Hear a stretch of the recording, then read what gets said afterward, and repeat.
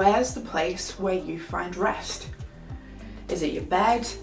Is it watching Netflix? Is it chilling with your mates, listening to your favourite music, eating your favourite food, or going for a walk? There's loads of places we can find rest. Now for me personally, I love getting on my bike and going for a really long bike ride down country lanes, through the woods, along the coastal path, and just feeling the wind in my face. Don't like it when it's raining though. But I have a favourite bike ride, but in it there's what I call the killer hill. And we're not just talking like this, oh no, we're talking like this. And when you come up to it on your bike, you have to proper psych yourself up to go up that hill.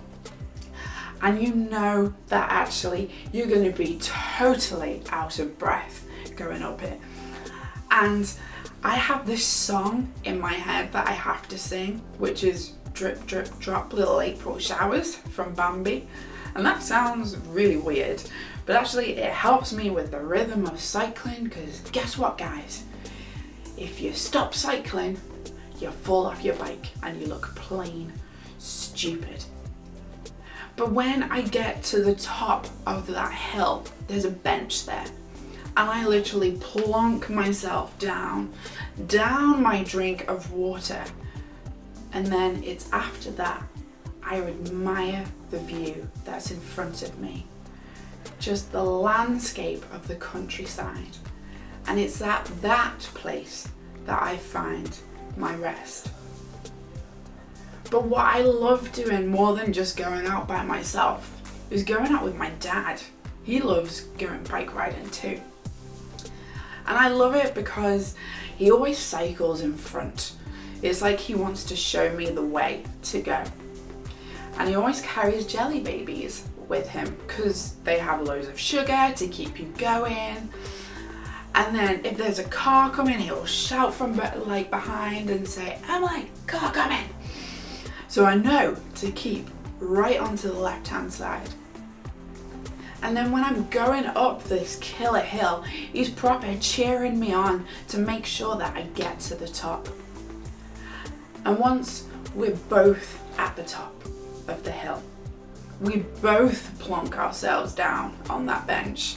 We both down our drinks and we both admire that view. That amazing view of the countryside and just taking in God's creation. Now, it may sound a bit funny, but this little silly example reminds me of a Bible passage, which is Psalm 23, where we talk about the Lord is my shepherd.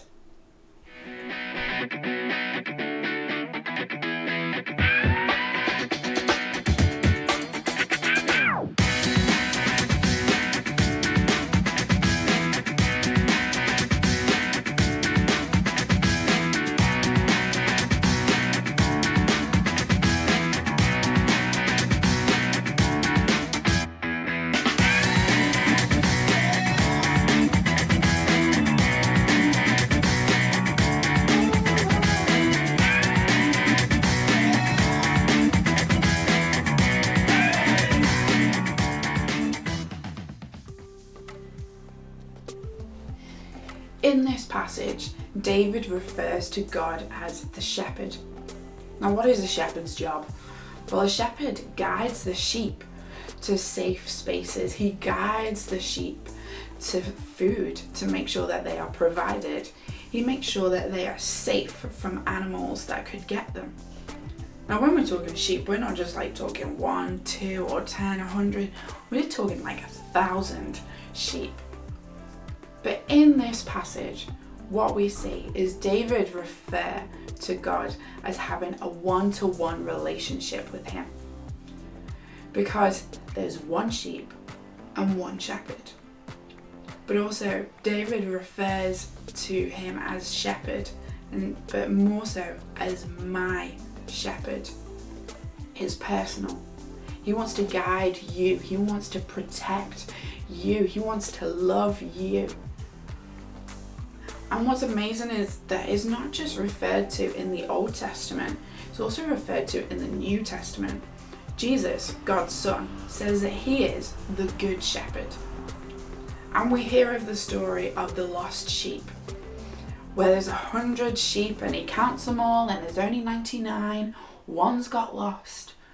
Yet that shepherd goes to find that one.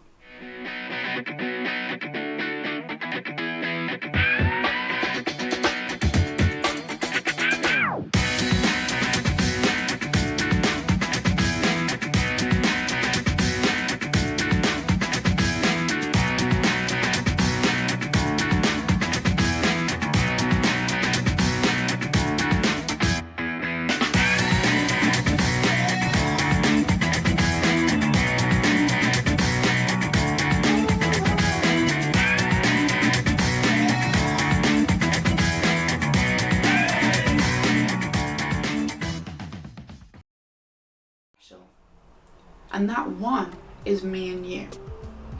He wants a personal relationship with us. He wants to guide you. He wants to protect you. He wants to provide for you. He wants to love you. And in this time of uncertainty and where we could be feeling anxious or worried, know that he wants to be with you always. He wants to guide you always. And he wants to take you to a place of rest where those fears and those burdens can be handed to him. In that place of rest, that's where he wants to speak to us. Because it's a one-to-one relationship, it's personal. Therefore, we don't just do the talking, he talks to us too. So when we're in that place of rest, I dare you to ask, what do you want to say to me?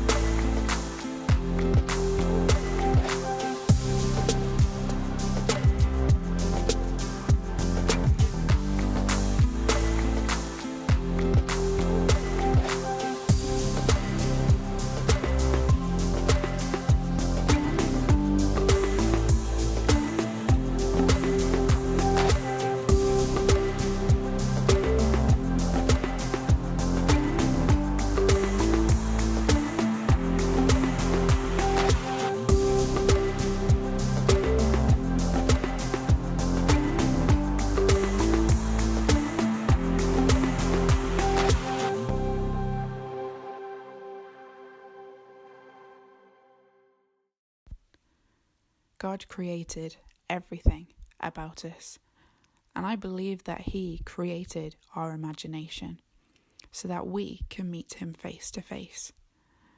So I'm going to ask you to do something a little bit strange, and that is to close your eyes and follow me into an adventure. It's a beautiful day. The sun is shining down. Just a few wisps of clouds in the sky. A slight breeze in the air with a hint of salt. You're on your bike and enjoying the surroundings with pine trees in the distance and the long grass grazing against your feet. You meander around the corner with some speed as you know what's coming ahead. You come to a small but steep hill. But you also speed up as you know that you're running late to meet a special person. A person that is waiting just for you. A person that's always waiting for you at your favourite spot. When you get to the top of the hill, you have to catch your breath and then you take in the view. As far as you can see is the beautiful sea. That slight breeze had become more of a cool gust of wind, with a distinct smell of the sea salt. With the sun shining down onto the water, it's almost blinding.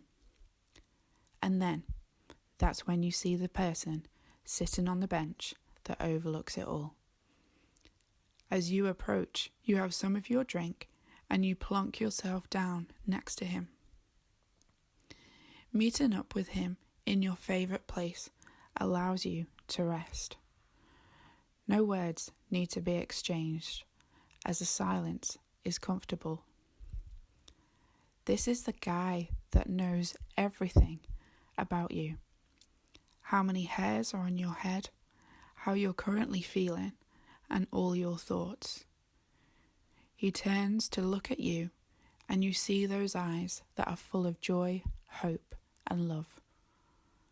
And you turn to him and ask, "What do you want to say to me in this place of rest?"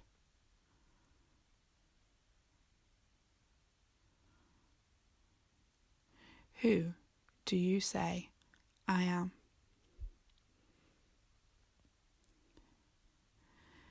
And Jesus asks, "What do you want to say to me in this place of rest?"